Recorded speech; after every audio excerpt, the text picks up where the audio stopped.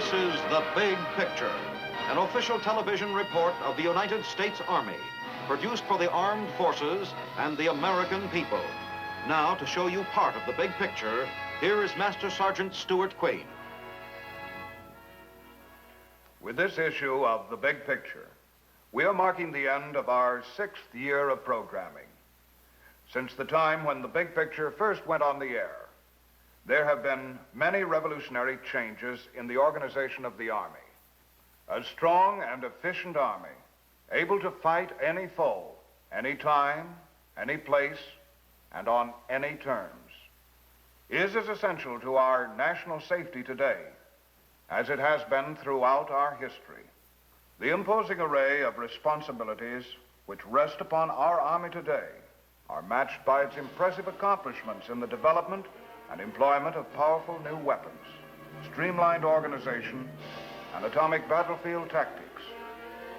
In every area, weapons, equipment, training, organization, and tactical doctrine, the Army is developing maximum power and flexibility to ensure that it will be able to get its troops where they are needed, when they are needed, and with the firepower punch needed for victory. We have built our Army into a new, streamlined force, new in concept, new in mobility, new in powerful atomic weapons and other modern equipment, and with a new dual capability. An Army prepared to cope with the possibility of unlimited nuclear warfare, as well as with the more likely contingency of limited local aggression. The war in Korea hastened the development of this modern Army. Korea was called by various names: brush fire, police action. But to the men who fought there, it was war. The first Big Picture produced was a documentary of that crucial period in our history, and we are indeed proud to present it again. Here now, the first 40 days. This story is hard to tell, painful, because our outfit was in training a few weeks ago. Some of the boys who were with us aren't around anymore. They were good men, good soldiers. They had learned to fight, and they had the guts for fighting. But when it came, it was like a sock on the back of the head. Korea started rough. The first 40 days were a battle for time, with a handful of men against an army. Yes, they were good men, good soldiers. And no story of the Korean War can be told without saying first how well they fought against great odds.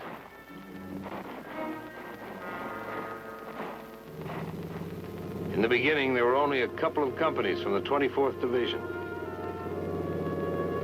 No brass bands at the airport. A few days before, some of us had been in civvies, spending leave time at Fuji, something like that. We weren't scared. We didn't know. We got stuff out of the planes. We moved out. Nobody said, "This is it." Nobody said, "You have arrived in Korea to beat back 5 North Korean communist divisions." Somebody did say, "We're here to delay the Reds. Okay, let's go." About 10% of us were veterans. A few roads looked like France, somewhere between Paris and Metz.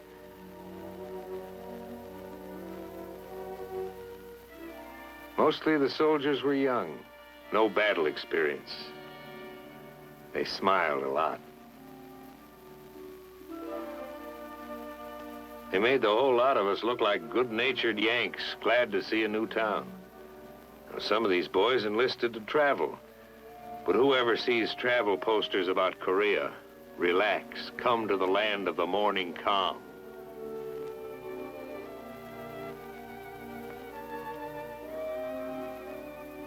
At first, the towns looked like any towns in this part of the world.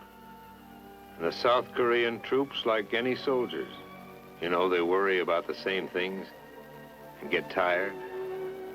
I mean, tired. We all wanted to ask, what was it like up there? What kind of fighting? Terrain, tactics, guns. But as far as we were concerned, those Koreans couldn't talk. We were in a completely foreign country with no time to get acquainted.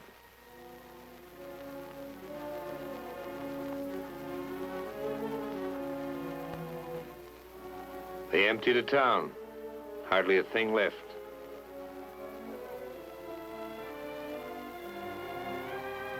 You couldn't buy anything, even if you had the time.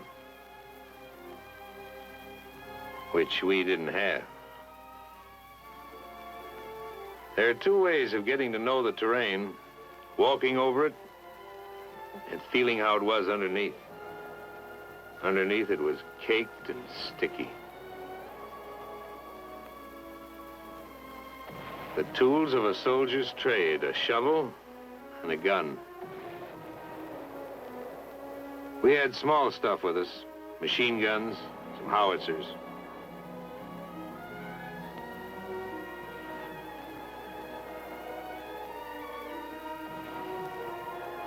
It was hard to believe. 1, 2, 3, we were smack in the middle of a war. Guns ready, aimed north, against an enemy that would look exactly like our friends, the South Koreans. These troops had seen action. They didn't have to speak. Their clothes spoke. Their shoes spoke. Their eyes spoke. We got set. Like I said, when it came, it was fast and it was all around us. They threw everything at us. We answered. We went ahead. It was like D-Day, with no warning. Those kids, they became veterans overnight. Tough, hard, nervy. They moved as if they'd been with us all through Germany. There were too many North Koreans with too much heavy equipment, especially tanks. What can men with guts do against tanks? A bazooka was some defense, but there were too many tanks and too few bazookas. Day after day, it was pull back and fight again. There were too many of them. You wouldn't know where they'd come from. The rice paddies would lie quiet. We'd hide in the shadows, trying to look like a hut or a cornfield or a rice paddy. Concealment was one of our weapons. There were too many of them. The boys pulled back, tired as dogs. Because whenever they'd meet the Reds head on, the Reds had enough men to fight us on the front and on our flanks, too. We knew it, and it was hard to face. We were hurting.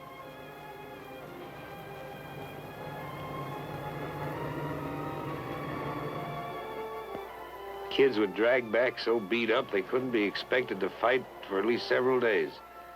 Instead of a week at a rest area, we grabbed an hour anywhere.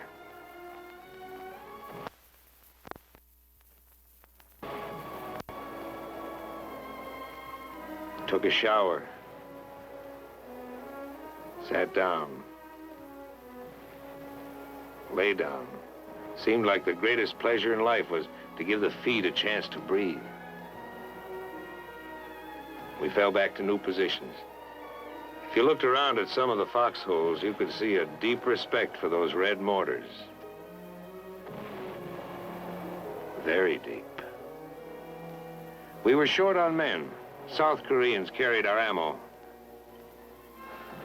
But we didn't know what some of the others were carrying. Turned out that many of the silent refugees filing along the South Korean roads were North Korean communists in disguise. They'd sneak through our lines and fight us from behind. We caught some, but infiltration caused plenty of casualties. We were going to watch the refugees more carefully from now on.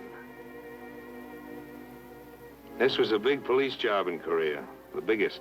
The attack was full-sized, had to be stopped. The United States Army, a small part of it, was here to help. There'd be men in other uniforms fighting with us soon. The whole world had seen this and knew what the score was. Up near the guns, the score was against the enemy. They were losing points, losing time.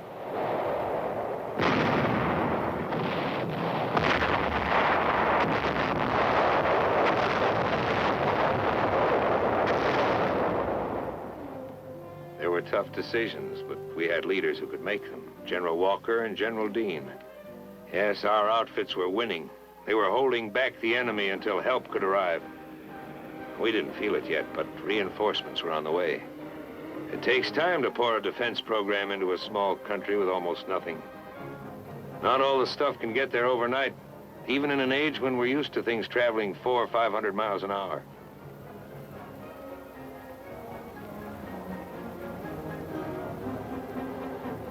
Oh, we needed tanks. And jeeps soon. If some of the boys at the front could have heard the winches grind at the port, that would have been sweet music. And if something, television maybe, could have shown us the soldiers who were going to fight with us soon, maybe it would have been easier. As it was, the outfits in the foxholes needed every half-track and howitzer and tank they could get, and more, and the men to go with them.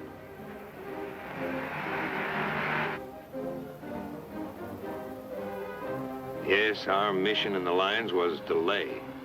Delay the Red Drive in Korea. Delay it so we could get jeeps. Delay it so we could get weapons carriers and weapons and more ammo. Get it to us, men and equipment, wet or dry.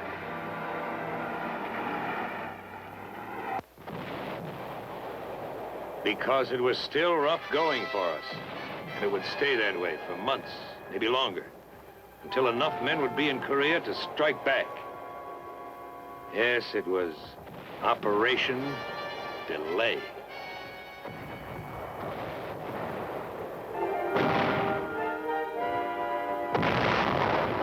Ammo was precious. One field artillery battalion against 40 tanks. We'd hold them off for a few hours in a blasting frontal attack. The Reds would envelop us on both flanks.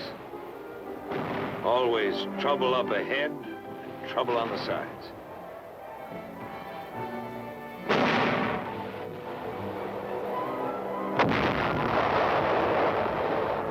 We drew back south of the Kum River, burned our bridges behind us.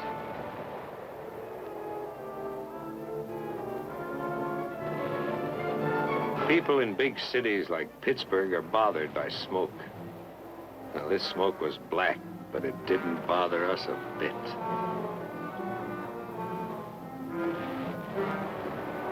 Yes, smoke can look good when it's where you want it.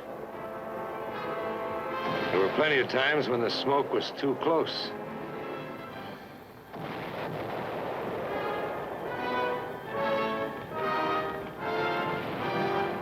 Got in your eyes, so you couldn't see anything.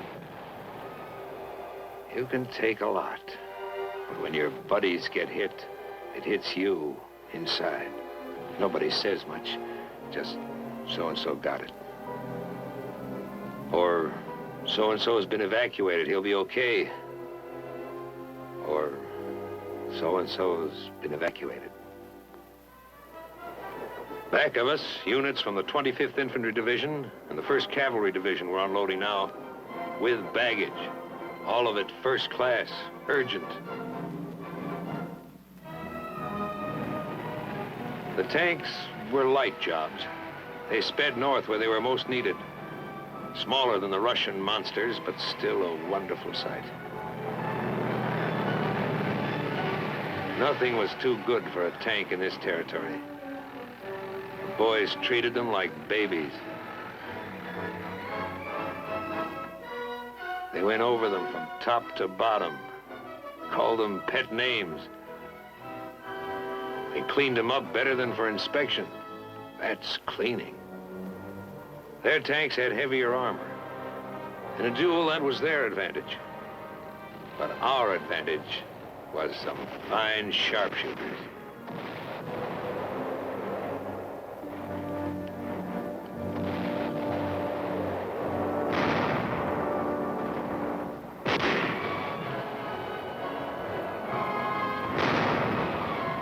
They had giants.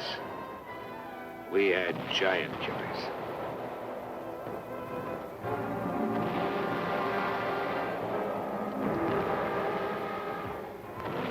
Tejon was the worst. Ask anyone where he felt it the worst, and maybe you'll hear a few other names, because it was bad all over. But most guys will say Tejon.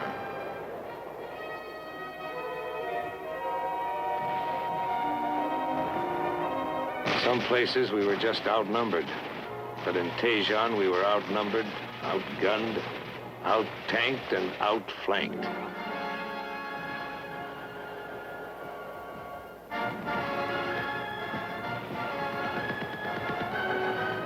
We pushed out, trying to poke a hole in their lines. No go. We tried another direction. But at the end of every road leading out of Tejon, there were thousands of North Korean troops, plenty of T-34 tanks. It got kind of confusing. There was one hot day, 100 degrees, where we just sat. There was no place to go. It was war, not the way it is in the movies. We were all tired, including General Dean. Flank attacks had cut every escape route. We gassed up, ready for a move. We were supposed to hold this hot town for 2 days. We held it for 3. It was get out or be trapped in Tejon. We got out. We fought our way out. General Dean stayed behind. He may still be there.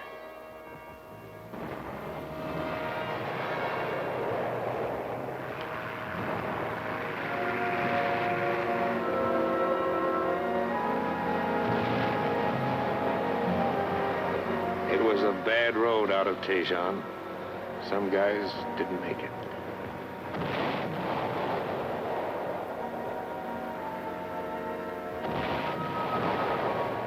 Tejon was burning, a dead town.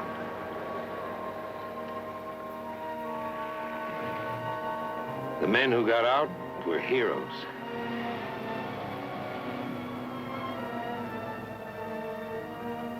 The men who didn't get out they were heroes. There's no better word.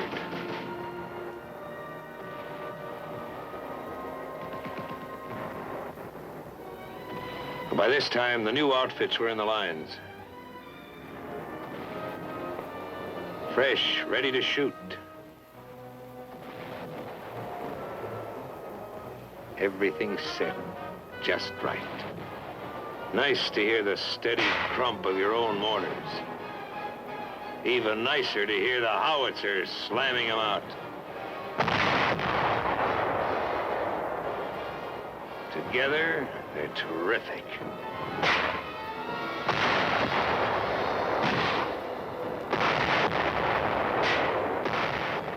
Our morale went up 5,000%.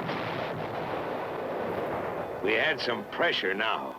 We turned it on and forced a victory.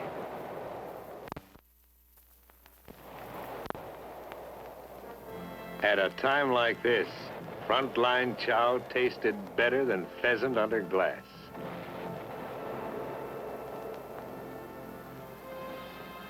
The rally was short. One outfit might do okay for a day, but on that same day, 5 other sections of the front line would be feeling the enemy's hard blows, the envelopments, the infiltrations. Some of our strongest attacks were by patrols, small groups battered by the enemy, beaten by the mountains, falling down tired.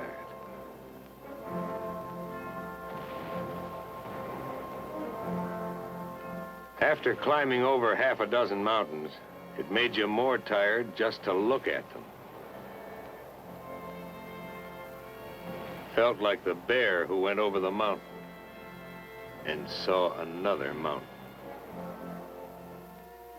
Getting anywhere in Korea was back-breaking work. You did it the Korean way, slowly. You were the bulldozer. No push, pull, click, click up here to throw a bridge across a stream in 4 or 5 hours. Every rock added up. Even the little ones. You work 2, 3 days to put an outfit on the other side of a stream.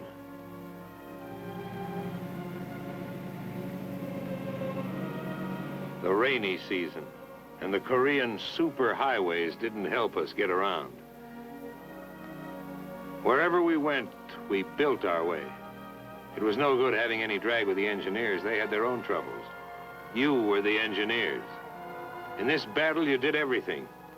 Build, fight, hold, pull back, and destroy. Whenever we were about to leave a place, we planted it carefully. TNT. Planted it not deep, just deep enough so it would come up the way we wanted it to. The better you plant it, the better it comes up. A second-story job.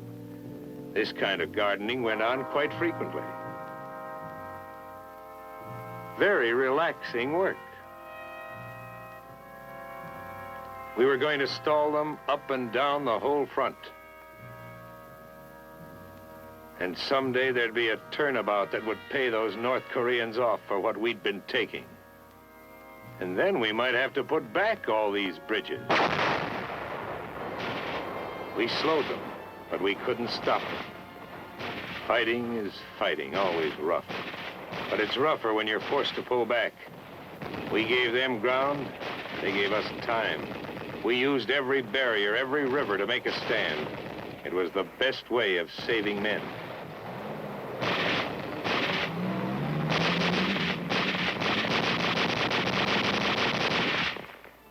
They beat us back to the Naktong, but we got there early enough to make it across. The Naktong was a pretty useful river. No king ever had a moat around his castle so wide and protecting. It felt like a new division was in the lines.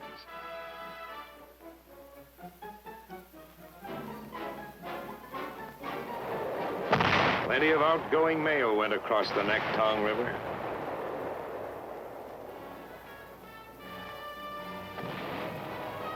If you've seen combat, you know what it is to have a line, a place to fight from.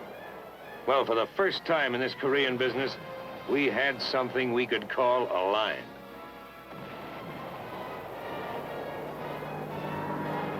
All during the fighting, we had air power. If they had had it, we might have been through. Air power did plenty of damage to everything the enemy had and wanted to bring up. Those guys flew so low, they should have had bayonets on their propellers.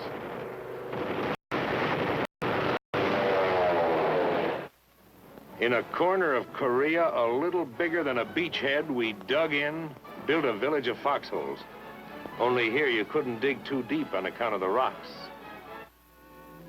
On this beachhead, a lot of the boys who flew in at the beginning were still around, still smiling. There's waiting in every war. Time to find out where you were, how you were doing. We faced the enemy. We faced ourselves. Our enemies were fanatics. We were believers in one faith, that men can live together peacefully, thinking, feeling, worshiping, each in his own way.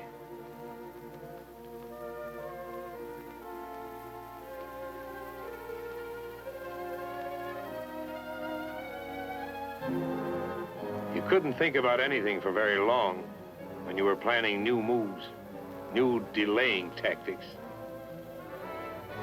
We pulled down the bridges. We wrecked the roads.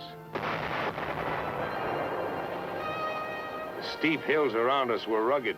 We'd made them more rugged for the enemy. Beyond our foxholes, we unwound some vines of our own with thorns. And beyond the tight ring of our perimeter, the enemy closed in, pushing us hard, threatening the death blow that would throw us back into the sea. How long could we hold? How long? The battle hung in the balance. And then swung to us. A great force reached Korea in a new strategy that gave the North Korean army a battle from 3 sides at once.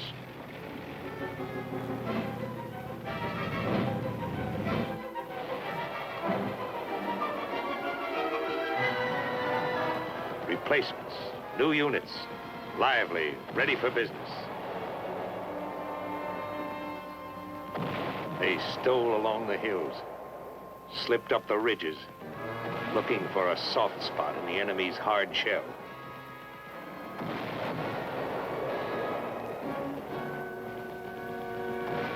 We gave it to them steady, all up and down the line, all at once. The air dusty, smoky. This was what we used to get when we first hit Korea. Victory never comes easily. You have to be in a fight to see how tough it is. See how in an attack, guys stumble back, needing others to look after them. Always plenty of trouble.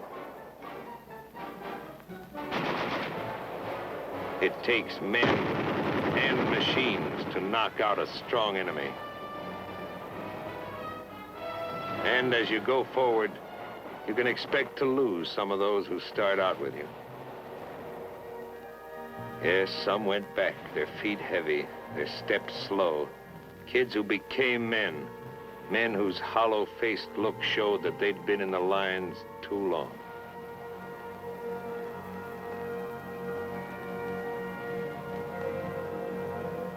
You can't count on a straight road to victory. Sometimes it winds, goes down, goes up. Sometimes you're forced to detour. You could pick out the new troops. They walked different. Another outfit. But if you gave them the once-over, they were like the fellas in our outfit when we landed. The same smiling Yanks, making the best of everything. And a little better than that. We battled for time in Korea and won. We had the right men. Good men. Good soldiers.